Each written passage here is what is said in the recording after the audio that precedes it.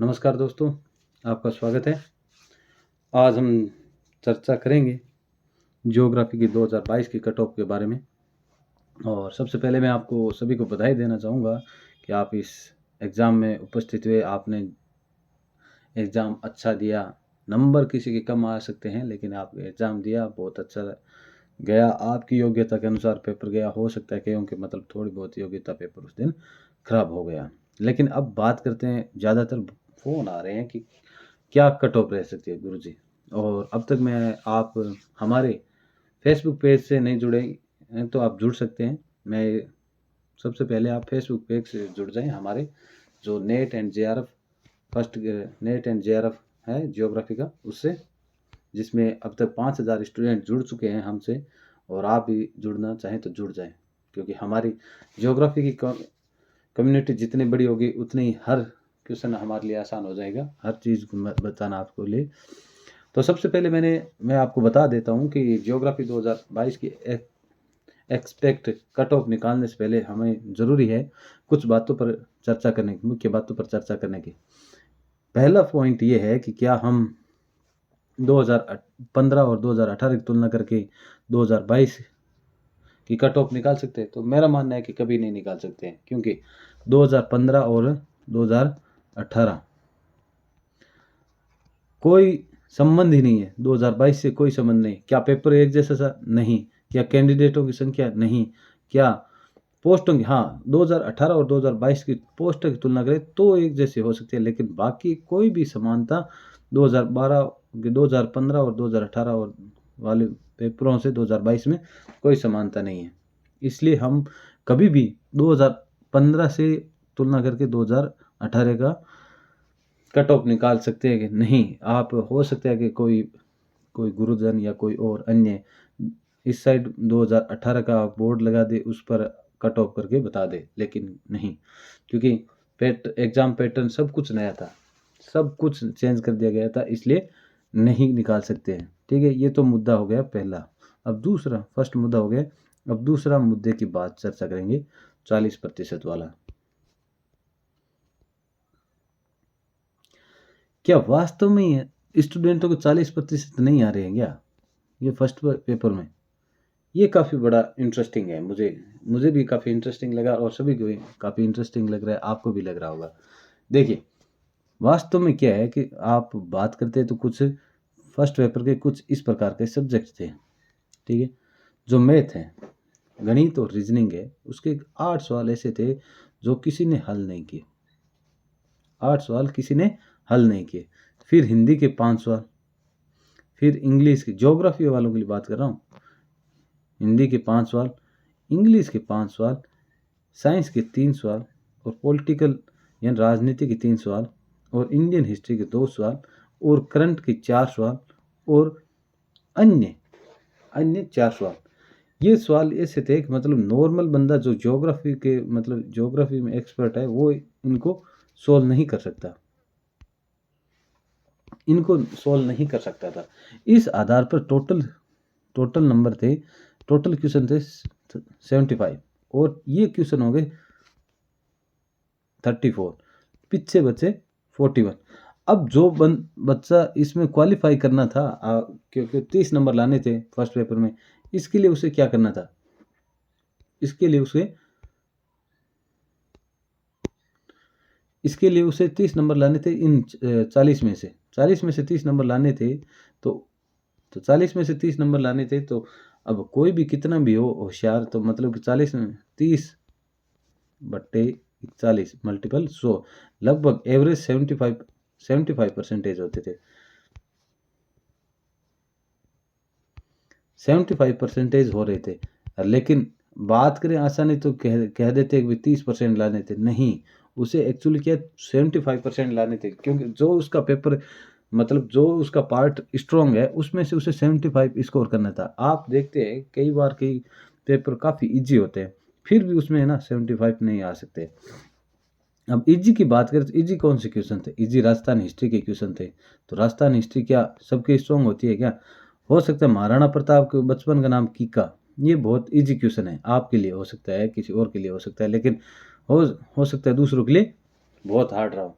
इस आधार पर जो जितने भी अदर स्टेट के थे ना, अदर स्टेट बाहरी राज्य, वो सब फेल हो गए इसमें, क्योंकि क्योंकि ये सभी क्वेश्चन इतने हार्ड आए थे कि सोल्व नहीं कर पाए कोई भी। अब मुझसे मेरी राय पूछो कि क्या गणित और रीजनिंग इतनी हार्ड थी? नहीं, गणित और रीजनिंग, मैथ और रीजनिंग हार्ड नहीं थी, एकदम इजी थे। लेकिन एक क्वेश्चन कोई सोल्व करे तो उसको कम से कम टाइम चाहिए 4 मिनट, ठीक है। और टोटल क्वेश्चन थे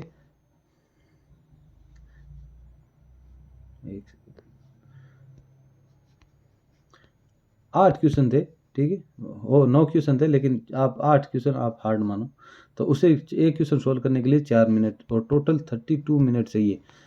अगर कोई बैठ कर इनको सोल्व करे तो इतना मिनट लगेंगे, इतने मिनट लगेंगे तो उसका दूसरे पार्ट पूरा ही छूट जाएगा, दूसरा पार्ट पूरा ही छूट जाएगा। इसलिए उसने इन्हें लास्ट में देखा था, इनको लास्ट में देखा था, जब मात्र और मात्र टाइम बचा था 10 या 15 मिनट, और प्रेशर में एक भी सोल्व नहीं कर पाया, एक भी सोल्व नहीं कर पाया। इस आधार पर मैथ वाले 8 तो आप सीधे डिलीट मानो, ठीक है। हिंदी के क्वेश्चन एक इजी था संधि वाला, वो भी गलत आ गया, ठीक है। बाकी में सब में हार्ड थे, कोई इजी नहीं थे, इसलिए ये सब छोड़ो। इंग्लिश वाले भी हार्ड थे, साइंस वाले, हाँ एक मतलब फोर्स वाला इजी था, ये सवाल क्या है काफ़ी इजी था, लेकिन इसमें हर कोई एक्सपर्ट नहीं था, तो ये भी उनका गलत हो गया। पॉलिटिकल साइंस हमेशा इजी आती है, लेकिन इस बार आपके पेपर में मतलब 15 तारीख के या बी ग्रुप वाले के पेपर में पॉलिटिकल साइंस बहुत टफ थी, क्योंकि 3-4 क्वेश्चन ऐसे थे कोई कर नहीं सकता। जैसे कि वो परिसीमन के बाद 530 से जनसंख्या अधिक, सीटें अधिक मानेगा या कम मानेगा, वो तो बोर्ड पर निर्भर है। इस आधार पर वो गलत हो गया लोगों के। इंडियन हिस्ट्री के 2 क्वेश्चन हार्ड थे, वो कोई सोल्व नहीं कर सकता, चाहे आपने पवन भालिया पढ़िया, उसमें भी नहीं दे रखे थे 2 क्वेश्चन इंडियन हिस्ट्री के। और करंट के 4 क्वेश्चन हार्ड थे, क्योंकि उनमें डाटा था, और तो इस आधार पर, और 4 अन्य क्वेश्चन थे जो हार्ड थे। अब 41 में से 30 नंबर लाने थे, इस आधार पर क्या सब फेल हो रहे हैं। चलिए अब तीसरे पॉइंट पर बात करते हैं। क्या छात्रों की उपस्थिति मायने रखती है? मेरे हिसाब से कोई मायने नहीं रखती है। अगर 1000 स्टूडेंट उपस्थित हुए तो वो तो मतलब सारे तैयारी करने वाले सारे उपस्थित होंगे। हो सकता है इस पेपर में 5-7 बच्चे जो तैयारी करने वाले नहीं उपस्थित हुए, उससे आधार पर कोई महत्व नहीं हो सकता। टोटल अगर बात करें कितने हुए तो उपस्थित 38,000 उपस्थित हुए थे, वो कोई महत्व नहीं रखते। महत्वहीन बात है कि उपस्थिति कोई मायने। लास्ट टाइम, अब बात मेन इंपॉर्टेंट है, लास्ट टाइम जो बच्चे 2 गुण डॉक्यूमेंट वेरिफिकेशन गए थे, उनका इस बार स्कोर क्या है? उनका स्कोर क्या है? तो उनका स्कोर की बात करें तो उनके स्कोर की इस बार है, मैंने बहुत सारे स्टूडेंट से बात की। हो सकता है कि आपको भी 5-7 बच्चों को, आपके ग्रुप के बच्चों को भी मैंने कॉल किया होगा, क्योंकि आप लोग मुझे geography and net and geography page से इनडायरेक्ट या टेलीग्राम ग्रुप से इनडायरेक्ट जुड़े हुए हैं, ठीक है। तो इस आधार पर बात करें, और जैसे मेरे साथ वाले हैं जो लास्ट टाइम डबल में थे, तो लेकिन उनका इस बार हर प्रत्येक बच्चे का 10 से 15 नंबर कम हो रहे हैं। वो लास्ट टाइम उनके 283 थे, जैसे कि ओबीसी वालों के थे उनके 281, 282, उनका इस बार 262, 65, 68 भी है। हाँ, कुछ 1-2 के हैं जिनके 280 है। मैं कम से कम 10 स्टूडेंट थे जिनके, जो लास्ट टाइम डॉक्यूमेंट डबल में थे, तो उनके 290 है, बाकियों के मतलब 265 यही है एवरेज। तो इसके बाद बात करते हैं 5 नंबर के क्वेश्चन।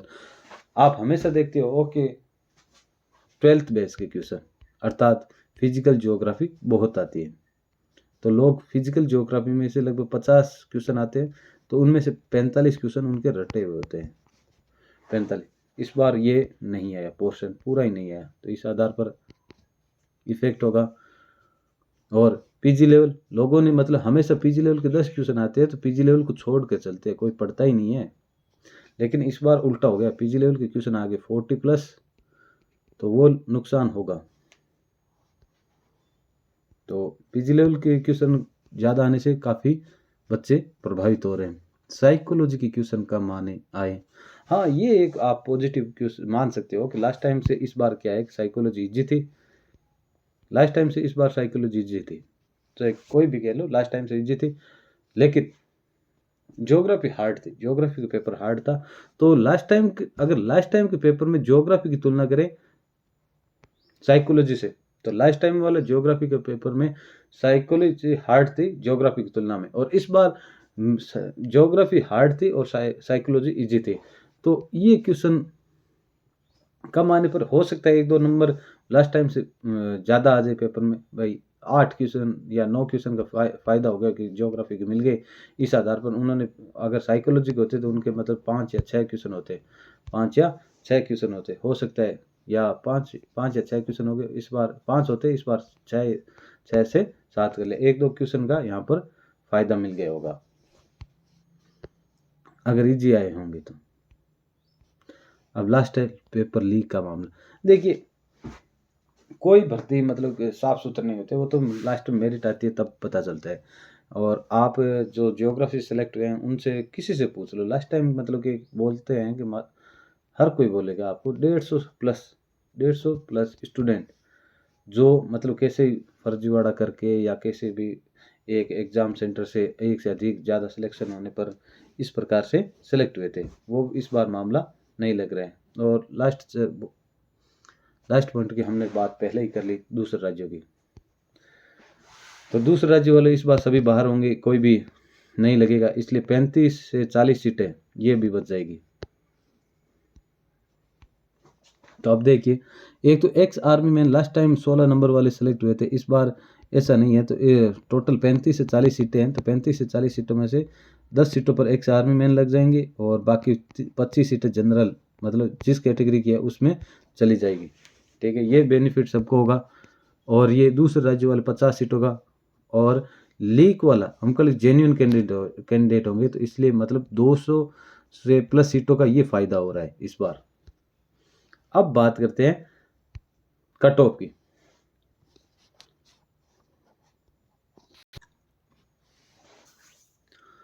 हो सकता है आप सीधे ही यहाँ पर आ गए हो मतलब आगे करके, लेकिन आपको इस आंकड़ों को जानने के लिए पहले पीछे वाले पूरा वीडियो देखना पड़ेगा, वरना ऐसे समझ में नहीं आएगा और आप सीधे ही मतलब कि चढ़ जाओगे ऊपर, सर आपने ऐसे कैसे कम कर दिया ये वो।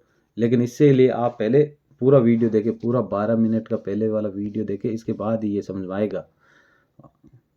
मतलब आप सिर्फ ये इतना देखकर मतलब सर ऐसे कैसे कर दिया आपने। ठीक है, तो चलिए बात करते हैं जनरल की इस बार 130 या 132 क्वेश्चन या 133 क्वेश्शन, 130 या 132-33 क्वेश्चन होगा उसका जनरल में सिलेक्शन हो रहा है 99%। अब मतलब 1% कहाँ है, 1% जो लास्ट टाइम 150 कैंडिडेट सेलेक्ट हुए थे ना, उसी प्रकार अगर कुछ अलग अन्य सेलेक्ट हो गए तो आपकी मेरिट कहाँ भी जा सकते हैं। ओबीसी 257 और एससी 250। अब एससी का है 250 भी हो सकती है, ये 255 भी हो सकती है, ये 260 भी हो सकती है एससी और एसटी। तो एससी के मतलब 250 से 260 के करीब हो सकती है, एसटी मतलब 250 रहेगी, एससी 260 भी हो सकती है। इसका कारण है कि इनके फर्स्ट पेपर में इसका मुख्य कारण है फर्स्ट पेपर में 35% चाहिए भाई साहब। इसलिए आपके कैंडिडेट, आपकी कैटेगरी कैंडिडेट मतलब कि उनका थोड़ा फर्स्ट पेपर इजी हो गया, 5% उन्हें छूट मिल गई। अन्य कैटेगरी को 30 लाने थे तो आपके 26 लाने थे 26। तो EWS और MB से इनका भी मतलब 252 क्वेश्चन हो जाएगा आसानी से। तो आपने पूरा वीडियो नहीं देखा है तो पहले आप पूरा वीडियो देखें, 12 मिनट का है, जो एनालिसिस है उसको देखें उसके आधार पर। और हो सकता है मैंने आपसे भी बात की हो फ़ोन पर, ठीक है, और आप अब तक हमारे फेसबुक पेज से ज्योग्राफी ग्रुप से नहीं जुड़े हो तो आप जुड़ जाए, जहाँ पर आपको के लगभग 5000 स्टूडेंटों का साथ मिलेगा, 5000। तो मैं फेसबुक पेज का लिंक आपके शेयर कर दूंगा, आप वहाँ से जुड़ सकते हो। धन्यवाद। चैनल को सब्सक्राइब नहीं किया तो सब्सक्राइब कर लें। आगे की ज्योग्राफी हम जल्द ही बैच इस बार यहाँ पर चालू करने वाले हैं फेस यूट्यूब पर। धन्यवाद।